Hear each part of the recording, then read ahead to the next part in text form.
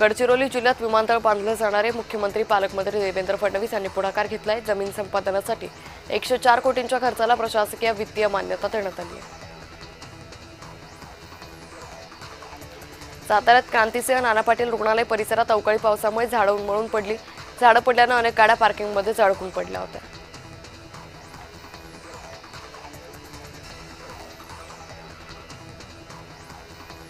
भुईगड्डीत मानसरोवर ते आरसीबीबी रस्त्यासाठी 12 कोटी रुपयांचा निधी मंजूर करण्याचं आयुक्तांनी आश्वासन दिले। या रस्त्यावर सतत अपघात होत असल्याने रस्त्याच्या काँक्रिटीकरणाची मागणी केली गेली।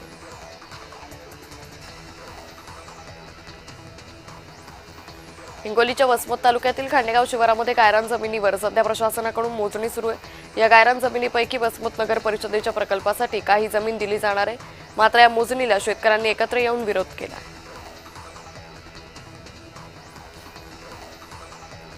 कोल्हापुरात राधानगरी तालुक्यातील तिन्ही धरणातील पाणीसाठ्यात घट झाली। राधानगरी, काळमम्मावाडी, तुळशी धरणातील पाणी काटकसरीने वापरणं गरजेचं असल्याचं बोललं जात आहे। नीट पेपरफुटी प्रकरणाच्या निषेधार्थ अखिल भारतीय विद्यार्थी परिषदेनं धुळ्यात आंदोलन केलं। या परीक्षेची गोपनीयता आणि विश्वासार्हतेबाबत चिंता व्यक्त केली जाते।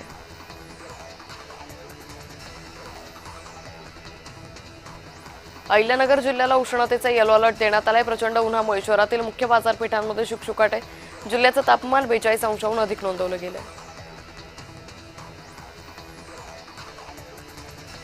येवला शहरातील पाणीटंचाईच्या पार्श्वभूमीवर राष्ट्रवादीचे प्रदेश सरचिटणीस दिलीप खैरे यांनी साठवण तालुक्याच्या तलावाची पाहणी केली। यंदा अल निनोच्या प्रभावामुळे मान्सून उशिरा येण्याची शक्यता आहे, त्यामुळे पाणी कपात करण्यात आली आहे।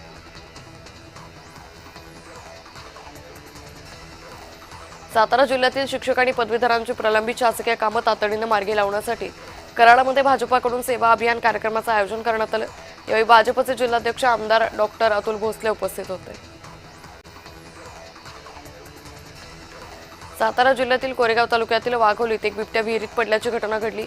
8 दिवसांपासून परिसरातील अनेक ग्रामस्थांना हा बिबट्या दिसत असल्याची चर्चा होती।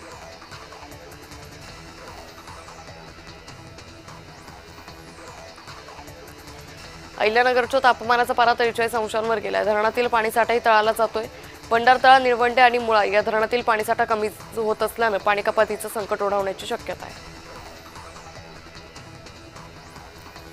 सातारा जिल्ह्यातील माणखटाव तालुक्यात पाण्याचा प्रश्न गंभीर झालाय। संतप्त शेतकऱ्यांनी रखरखत्या उन्हात रस्त्यावर उतरत आक्रमक भूमिका घेतली। मसवडमध्ये तीव्र आक्रोश मोर्चा काढण्यात आला।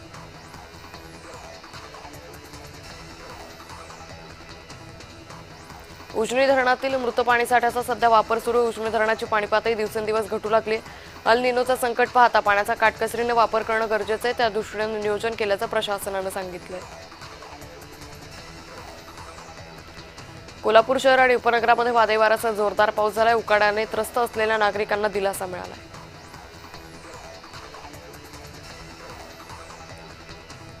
पैठण तालुक्यातील देवगाव इथं लघुसिंचन तलावात गेल्या 8 ते 10 दिवसांपासून हजारो मासे मृत अवस्थेत आहे, तर प्रशासनाकडून अद्याप पाण्याची तपासणी करण्यात आलेली नसल्याचा आरोप केलाय। कोरेगावातील शिवसेनेचे नेते फिरोज इसाक काझी यांनी पंतप्रधान मोदी आणि प्रयागराज कुंभमेळ्याबाबत आक्षेपार्ह स्टेटस ठेवल्याचा आरोप करत भाजपनं आक्रमक भूमिका घेतली आहे। भाजपच्या शिष्टमंडळानं प्रांताधिकारी कार्यालय आणि कोरेगाव पोलीस ठाण्यात निवेदन देत संबंधितांवर तातडीनं गुन्हा दाखल करण्याची मागणी केली। निफाडच्या पूर्व भागात अवकाळी पावसानं हजेरी लावली। मुसळधार पावसामुळे शेतकऱ्यांचं मोठं नुकसान झालंय। ऐन उन्हाळ्यात आलेल्या पावसामुळे ग्रामीण भागात चिंतेचं वातावरण आहे। बारामतीतील शिकाऊ विमान पडतानाचा व्हिडिओ समोर आलाय। प्रशिक्षणात कंपनीचं शिकाऊ विमान शेतात पडलं। सुदैवानं विमान अपघातात कुठलीही जीवितहानी झाली नाही। बारामती तालुक्यात वादळी वारा आणि विजेच्या कडकडाटासह पावसाला सुरुवात झाली आहे। वाऱ्यामुळे हवेत गारवा निर्माण झाला असून नागरिकांना दिलासा मिळाला आहे।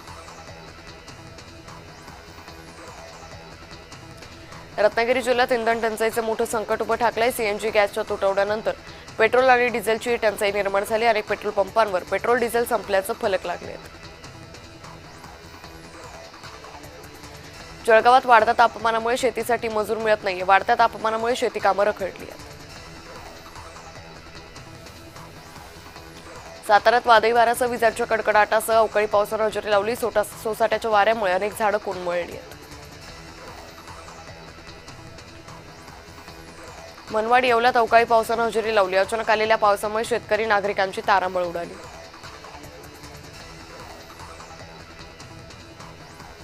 भंडाऱ्यात अवकाळी पावसानं हजेरी लावली आहे. अवकाळी पावसामुळे शेतकऱ्यांची तारांबळ उडाली. उकाड्यापासून त्रस्त झालेल्या नागरिकांना दिलासा मिळाला.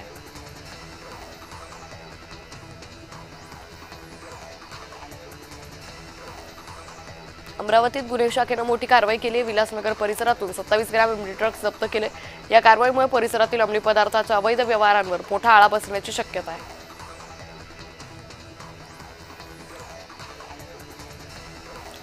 धुळे तालुक्यातील नगाव इथं शॉर्ट सर्किटमुळे 5 एकर क्षेत्रातील ज्वारी जळून खाक झाली आहे. या आगीत सुमारे 125 क्विंटल ज्वारी आणि चारा भस्मसात झाल्यानं 5 लाखांहून अधिकचं नुकसान झालंय. मालेगावातील सहारा हॉस्पिटल समोर 2 दिवसांपासून मोठ्या प्रमाणावर पाणी गळती होते. पाण्याची टंचाई असताना दुसरीकडे मात्र हजारो लिटर पाणी वाया जात आहे. मनपा प्रशासनाकडून दुर्लक्ष होत असल्याचा आरोप आहे. मुंबई गोवा महामार्गावरील धामणीजवळ बस आणि रिक्षाचा अपघात झाला. अपघातात रिक्षातील 2 जण गंभीर जखमी झाले. बसमधील 23 प्रवासी थोडक्यात बचावले.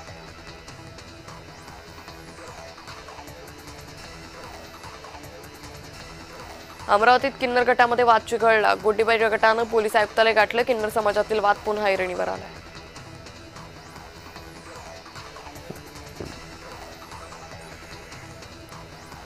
बीडच्या पाटोदा शहरात वादळी वाऱ्यासह मुसळधार पावसाने हजेरी लावली. अनेक ठिकाणी पत्रे उडाले तर झाडं उन्मळून पडली.